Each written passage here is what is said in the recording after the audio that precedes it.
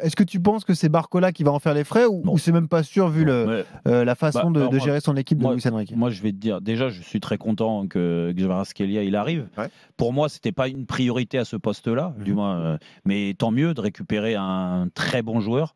Je ne le mets pas encore dans la catégorie des joueurs, des grands joueurs, comme l'a été Neymar et tout ça à l'époque, pour faire des différences. Mais n'empêche que c'est un joueur qui a des références au niveau européen.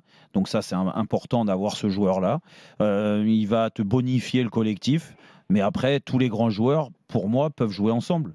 Donc, il n'y a pas de concurrence particulière. Bien sûr qu'il préfère le côté gauche pour partir de là. Il a très souvent joué comme ça. Mais un attaquant qui a autant de qualité de percussion et de finition, et même de passe, il peut aussi jouer sur tout le front de l'attaque. Ça sera à Luis Enrique de trouver le bon schéma. Mais en aucun cas, il faut dire c'est soit Kvaratskhelia, soit Barcola. Ouais. Comment vous pouvez dire ça, sachant que Barcola... C'est la même zone de prédilection. On avait d'accord, mais Barcola, déjà, quand il est arrivé, il jouait à droite. Il ne jouait pas à gauche quand il est arrivé de Lyon. D'accord ? Donc ça lui est arrivé dernièrement encore de jouer à droite.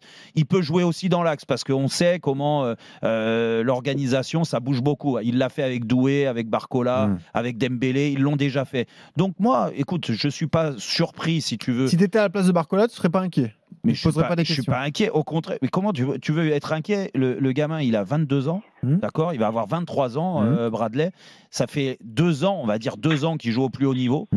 Il est devenu un joueur international important. C'est un joueur important au Paris Saint-Germain. Il était en pleine progression. Bien sûr que depuis le début de l'année, il a montré quelques signes de fébrilité. Mais ça, c'est lié à toutes les carrières au monde, même le plus grand. Ils ont des trous par moment. Et l'important, c'est de rebondir. Eh ben, écoute, peut-être que le match, je suis certain que le match de City va lui donner énormément de confiance parce que il ne faut pas minimiser sa performance. C'est lui qui a fait en sorte, lui seul, qui a fait en sorte de sortir de la merde le Paris Saint-Germain. Donc ça va lui donner confiance au niveau européen. N'en déplaise à certains qui l'ont déjà catalogué après encore un mauvais match en Coupe de France contre une 5e division et qui disaient mais il n'a pas le niveau technique. Oh là là, alors l'avis de Steve et de Jean-Michel. Steve, vas-y. En fait, moi je pense, j'en suis pratiquement sûr, c'est pas Barcola. Parce que je trouve que la recrue Kvara n'est pas meilleure que Barcola, honnêtement. Jérôme, tu disais qu'il était un joueur confirmé avec des super stats. Honnêtement, il n'a pas des stats de fou en tant que buteur. Il a été meilleur joueur de Serie A quand même. Benoît, j'ai une question. C'est le big deal qui commence à se tourner? Non, c'est un peu. Attends. Il y a une différence entre avoir été élu meilleur joueur et, comme disait Jérôme, avoir des stats. Et moi, j'ai pas trouvé qu'il avait des stats de fou. Par contre, qu'il soit élu meilleur joueur, c'est totalement différent. Il a été élu meilleur joueur parce qu'il était dans les meilleurs attaquants, mais c'est pas un top player buteur. Donc là, ils n'ont pas recruté un buteur. Donc là, il peut jouer aussi, comme la plupart des attaquants aujourd'hui, à part Ramos, il peut jouer sur tout le front de l'attaque. Et là, je suis d'accord avec Jérôme. Il peut jouer à droite, il peut jouer à gauche. Et Barcola, en ce moment, il revient bien. Et s'il reprend cette confiance de son match européen... Bip ou pas? Vas-y, Jean-Michel. Allez, Jean-Mi. Regardez bien ses stats de buteur, vous allez voir si c'est un grand buteur. Est-ce que l'arrivée de Kvara, parce que je le tiens moins bien que vous, est-ce que l'arrivée du Géorgien va être une solution? J'ai l'impression qu'à l'heure actuelle, c'est plutôt un problème. D'ailleurs, on en discute. Si demain, un gamin de 22 ans est mis en concurrence par cette arrivée, un gamin qui a des hauts et des bas, qui n'avait pas toujours, je parle de Barcola, et qui a pas toujours été mis dans des très bonnes conditions.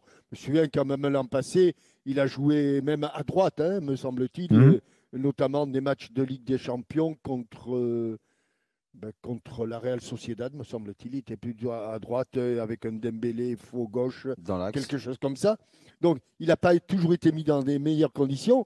Et là, alors qu'on a vu quand même un garçon qui, avec des hauts et des bas, est en train de s'affirmer, si on lui met un coup derrière la tête en le mettant en concurrence directe avec l'arrivée de Kvara, ça risque d'être un problème plutôt qu'une solution. Effectivement, j'ai entendu Luis Enrique dire qu'il n'avait pas d'avant-centre et l'arrivée du troisième joueur à 70 patates, il n'a toujours pas d'avant-centre, d'après ce que j'ai compris.